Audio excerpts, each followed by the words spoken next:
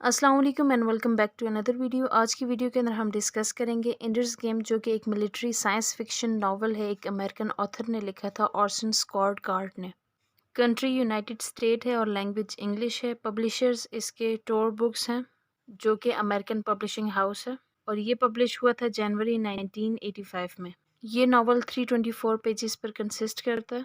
अगर इसके कैरेक्टर्स को देखा जाए तो इसका मेन कैरेक्टर है एंड्रियो एंडर विगन, जो कि 6 साला एक लड़का है, जो कि इस नावल का प्रोटैगनिस्ट भी है। सेकंड कैरेक्टर पीटर विगन है, जो कि एंडर का एल्डर ब्रदर है, जिसकी एज 10 इयर्स है। थर्ड कैरेक्टर वैलेंटाइन विगन है, जो कि पीटर और एंडर की सिस्टर है, और इसकी एज 8 इयर्स है। जॉन पॉल विगन इनके फादर हैं और टेरेसा विगन इनकी मदर है। इसके अलावा कुछ और माइनर कैरेक्टर्स हैं, जो कि नावल के अंदर डिस्कशन के अंदर समझ आ जाएंगे। बेसिकली ये एक साइंस फिक्शन नावल है। साइंस फिक्शन नावल ऐसा नावल होता है जिसके अंदर फिक्शन का यूज़ किया जाता है साइंस के साथ। जनरली ये एडवांस साइंस और टेक्नोलॉजीज़ के साथ डील करती है, जैसे स्पेस एक्सप्लोरेशन हो गया, टाइम ट्रैवलिंग हो गया, या कोई भी सोशल इन्वायरमेंटल बड़े बड़े चेंजेस, ये सब साइंस फिक्शन के अंडर आता है। स्टोरी का स्टार्ट इस तरह होता है कि वर्ल्ड के अंदर कुछ एलियंस एंटर हो चुके हैं, जो कि बगर्स हैं, जिनके साथ ह्यूमंस की इतनी फाइट्स हो चुकी हैं, इतनी वॉर हो चुकी हैं कि अब वो मज़ीद अफोर्ड नहीं कर सकते। जिसकी वजह से आर्मी ऑफिसर्स ये डिसाइड करते हैं कि अब एक लास्ट वॉर की जाएगी, जिसके अंदर हम ऐसे सोल्जर्स चूज़ करेंगे जो कि हमसे बिल्कुल अलग होंगे, जो हमसे कम डरेंगे, जो हमसे कम ये सोचेंगे कि इस चीज़ के कंसिक्वेंसेस क्या होंगे। जिसके ऊपर वो बहुत से बच्चों को ट्रेनिंग देना स्टार्ट करते हैं एज अ सोल्जर। इसके साथ साथ एक फैमिली बताई गई है, वीगन फैमिली, जिसके अंदर 3 बहुत ही जीनियस बच्चे हैं, एक एंडर, एक पीटर और एक वैलेंटाइन। लेकिन पीटर जो है ये बहुत ज़्यादा सोशियोपैथ है और बहुत एक्सट्रीमिस्ट है, जबकि वैलेंटाइन बहुत ज़्यादा पेशनेट है, और एंडर जो है इन बच्चों में वाहिद बच्चा है जो कि अपने इमोशंस पे कंट्रोल रखना जानता है। अब पीटर की बिल्कुल भी अपने भाई एंडर से नहीं बनती थी, और इसके बाद से बिल्कुल भी नहीं बनने लगी जब जो कर्नल थे उन्होंने आके एंडर को सिलेक्ट किया एज अ सोल्जर ट्रेनर के लिए।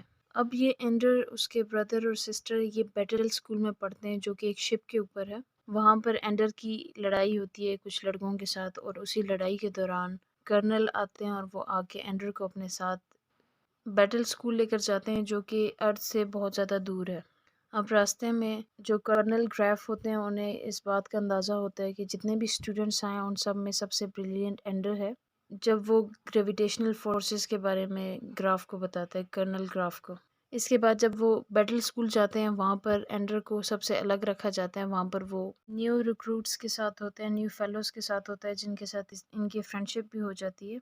जो क्लोज फ्रेंड होता है वो अलाय होता है, जो इसकी हेल्प करता है कि वो बाकी भी जितने भी लोग हैं उन सब के साथ ये घुल मिल जाए। इसी अरसे के दौरान जो एंडर है वो एक गेम के अंदर मास्टर कर देता है, और इससे पहले वो कोई भी इसके अंदर इतना ज़्यादा एफिशिएंट नहीं होता। उस गेम का नाम होता है माइंड गेम, और इसे इस बारे में बिल्कुल भी नहीं पता होता कि जो भी वो कर रहा है इसके ऊपर मिलिट्री कमांडर्स ने एक चेक रखा हुआ है, चेक कर रहे हैं वो इसे। इसके बाद एंडर को प्रमोट किया जाता है, वो सेलमेंडर आर्मी में जाता है। वहाँ पर उसकी दोस्ती एक और लड़की के साथ होती है, पेट्रा नाम होता है उसका। इस आर्मी के अंदर एक कैरेक्टर है बोंजो, जो कि बिल्कुल भी एंडर को पसंद नहीं करता, और वो चाहता है कि ये यहाँ से वापस चला जाए। लेकिन एंडर जो है ये पेट्रा के साथ प्रैक्टिस करता है और उसे बताता है कि किस तरह लॉन्चिंग की जाती है। इसके बाद एंडर अपनी आर्मी की हेल्प करता है बोंजो के ख़िलाफ़ जाकर, जिसकी वजह से इनके दरमियान जो हेट है वो और ज़्यादा बढ़ जाती है। लेकिन फॉर्चुनेटली एंडर को रेड आर्मी में भेज दिया जाता है, और इसके बाद इसे डिंक की प्लेटून में भेजा जाता है। डिंक एक बहुत ही एक्सीलेंट टून लीडर होता है, और एंडर आहिस्ता आहिस्ता और ज़्यादा एफिशिएंट होने लगता है बैटल्स में। बेसिकली ये जितनी भी वॉर्स वगैरह जो भी हो रही होती हैं, ये सारी ऐसी ही होती हैं जिस तरह ये वीडियो गेम्स खेल रहे हैं, और जितने भी बच्चे हैं वो यही समझ के खेल रहे होते हैं कि ये वीडियो गेम्स हैं। इसी दौरान एंडर की एक दफ़ा फिर लड़ाई होती है 4 लड़कों के साथ, जिन्हें वो हर्ट कर लेते हैं, और उसके बाद एंडर को ये बात समझ आती है कि उसके टीचर ये चाहते हैं कि वो खुद ही अपना रास्ता ढूंढे।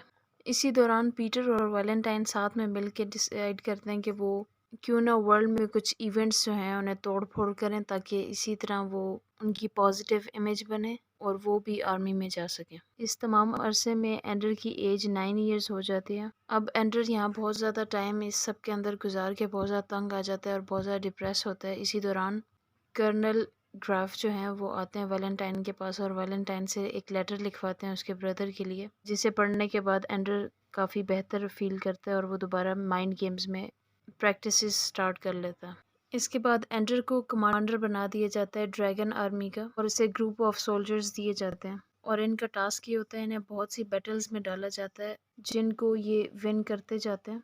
इस सब को देखकर बोन्जो को बहुत ज़्यादा गुस्सा आता है और वो शॉवर रूम में एंडर पर अटैक करता है, जिस पर एंडर उसे बहुत ज़्यादा मारता है। इनकी लड़ाई होती है जिसके बाद एंडर को कमांड स्कूल में भेज दिया जाता है। कर्नल ग्राफ लेकर जाते हैं एंडर को मेजर रैकम से मिलाते हैं। अब जब एंडर को ये पता चलता है तो वो बहुत ज़्यादा हैरान हो जाता है और फिर उसके टीचर्स उसे बताते हैं कि हमने चाइल्ड इसलिए चूज़ किया था ताकि वो एनिमी की कंपैशन को और वो चाहते हैं कि जंग इस तरह जीती जाए कि लॉस भी बहुत ज़्यादा कम हो और कंसिक्वेंसेस से ना डरा जाए। इसके अलावा दूसरा इस बात का उसे दुख होता है कि उसने जब बोन्जो के साथ लड़ाई की थी तो उसके दौरान बोन्जो की डेथ हो गई थी स्कूल में। इसके बाद एंडर एक न्यू प्लेनेट पे जाता है और जब वो उस प्लेनेट पे जाता है तो उसे कोई एक जगह होती है वो उसे इस तरह दिखाई देती है जिस तरह उसने पहले देखी होती है। फिर उसे याद आता है कि ऐसी जगह माइंड गेम में भी थी। वहाँ पर उसे क्वीन प्यूपा मिलता है जिससे उसे ये बात समझ आती है कि ये क्वीन ने अपने बगर्स के लिए एक सिग्नल छोड़ा है कि वो वहाँ पर जो है अपने लिए घर बना सकते हैं। इसके बाद उसे और ज़्यादा दुख होता है और वो अपने आप से वादा करता है कि वो लाजमी एक ऐसी जगह ढूंढेगा जहाँ पर बगर्स रह सकें और इस तरह स्टोरी का एंड हो जाता है।